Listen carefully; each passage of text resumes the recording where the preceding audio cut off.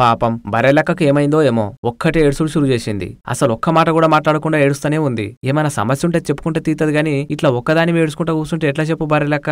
ఏడ్చిన వీడియో పెట్టి నన్నెందుకు ఇట్లా అపార్థం చేసుకుంటుర్రు, అసలు నా గురించి అపార్థం ఎందుకు చేసుకుంటుర్రో నాకైతే అర్థమైతలేదు అనే క్యాప్షన్ పెట్టింది. దీన్ని బట్టి చూస్తే బర్రెలక్క ఏదో సమస్యలే ఉన్నట్టు తెలిసిపోతుంది. మరి ఇంట్లో సమస్యనో లేక బయట సమస్యనో గానీ ఆమెకు వచ్చిన ప్రాబ్లం గురించి ఎవరికి చెప్పుకోలేక ఇగో ఇట్లా ఇన్స్టాలో ఏడుచుకుంటా కూర్చుంది. నిన్న మొన్న ఆమె గురించి పెద్ద చర్చనే జరిగింది. మొదలు జగన్మోహన్ రెడ్డి ఒక మీటింగ్ లా పవన్ కళ్యాణ్ కంటే బర్రెలక్క నయం, ఆమెకు వచ్చినన్ని ఓట్లు కూడా జనసేన క్యాండిడేట్లకు రాలేదని అన్నాడు. జగన్ సార్ అట్లా అనగానే బర్రెలక్క రియాక్ట్ అయింది. నాకు పవన్ కళ్యాణ్ సార్ అంటే మస్తు అభిమానం, ఆయనను నాతో పోల్చుడు నాకైతే నచ్చలేదు, ఆయనెక్కడా నేనెక్కడా, ఇట్లా రాజకీయంగా నా పేరును వాడుకునుడు ఏమాత్రం బాగాలేదు అని కామెంట్ చేసింది. ఇక మొన్న ఒక సినిమా మీటింగ్ లా రామ్ గోపాల్ వర్మ ఇంకేదో కామెంట్ చేస్తే ఆయనతో ఆమె మహిళా కమిషన్ కు కాంప్లీట్ చేసింది. ఇంత ఇష్యూ జరిగింది కాబట్టి పొలిటికల్ గా మళ్ళెవరైనా ఆమెను ఇబ్బంది పెట్టాలని చూసిండ్రా లేక ఇంట్లో ఏదైనా లొల్లి పుట్టిందా అనేది క్లారిటీగా చెప్పలేదు.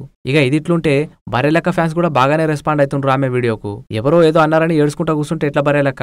అంత పెద్ద రాజకీయ నాయకులతో పోటీ పడ్డావు, ఈ చిన్న చిన్న పంచాయతీలో లెక్కన అని కొందరంటే ముందు ఆ బ్యాక్గ్రౌండ్ మ్యూజిక్ బంద్ చేసి అసలు నిన్ను ఎవరు అపార్థం చేసుకుండ్రు, ఎందుకు చేసుకుండ్రో చెప్పు అని కామెంట్ చేసిండ్రు. ఇంకా కొందరైతే మరోసారి సింపతి కోసం ఇస్తుంటే వీడియోలు పెడుతున్నావా అక్క అని అన్నారు. సరే ఏదెట్లున్నా బర్రెలక్క ఇట్లా ఏడ్చి కొత్త చర్చ పెట్టిస్తుంది.